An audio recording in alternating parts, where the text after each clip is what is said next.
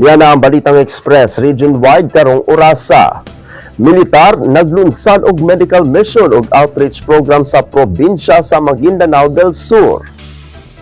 Isip paghinumdom sa kabayanihan, sakripisyo ug kalig-on sa mga miyembro sa militar nga miapil sa Battle of Marawi, nagpahigayon ang 19th Infantry Battalion ubos sa pagpanguna ni Lieutenant Colonel Loki O. Marco o community outreach activity kagahapon sa Sitio Rizal sa Barangay Kauran, Banwa, Sampatuan, probinsya sa Maguindanao del Sur.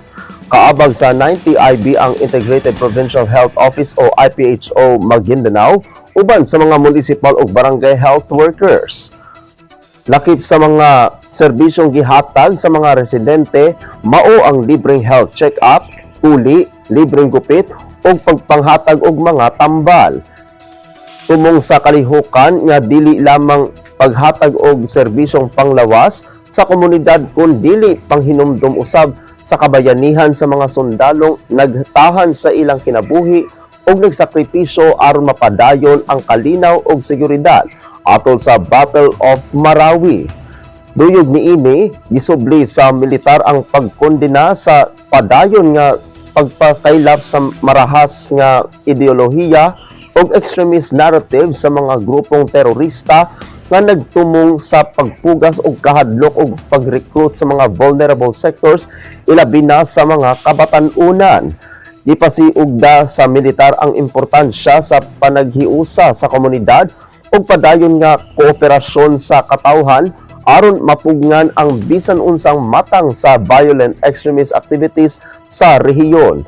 Matod ni 601st Brigade Commander Brigadier General Edgar Cato, ang paghinumdom sa Battle of Marawi dili lamang pagpasidungog sa kabayanihan sa mga sundalo kundi pahinumdom usab sa kamahinungdanon sa panaghiusa sa komunidad batok sa terorismo ug marahas nga ekstremismo ug labaw sa tanan aron mapugnan ang pag-recruit ilabi na sa mga kabatan-unan.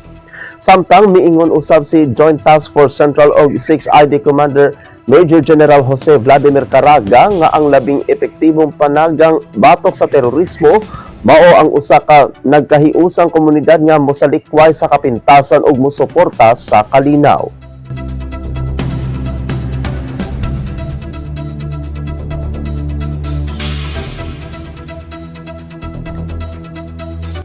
Samtang search and retrieval operations padayon para sa duha ka nawad-ang senior citizen sa Davao Trash Slide. Nagkapadayon gihapon ang search and retrieval operation sa mga otoridad sa sanitary landfill sa Barangay New Carmen sa Tugbok District human sa nahitabong trash slide niadtong Mayo 20 sa Dakbayan sa Davao. Padayon pang gipangita ang duha ka senior citizen nga gireport nga nawala human sa insidente. Base sa report, niabot na sa 374 kapamilya ang temporaryong gipahawa gikan sa apektadong lugar isip pag-amping samtang nagapadayon ang clearing operations ug inspeksyon sa lugar.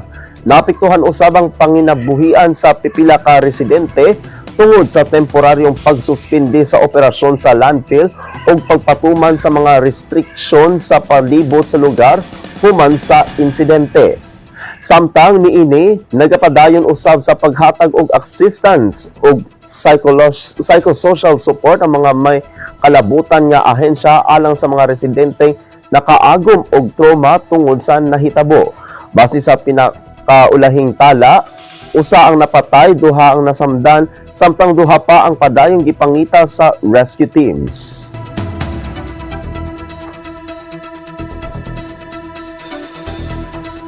At ang uban pang mga balita unya sa alas 9:30 sa gabi sa Weekend News.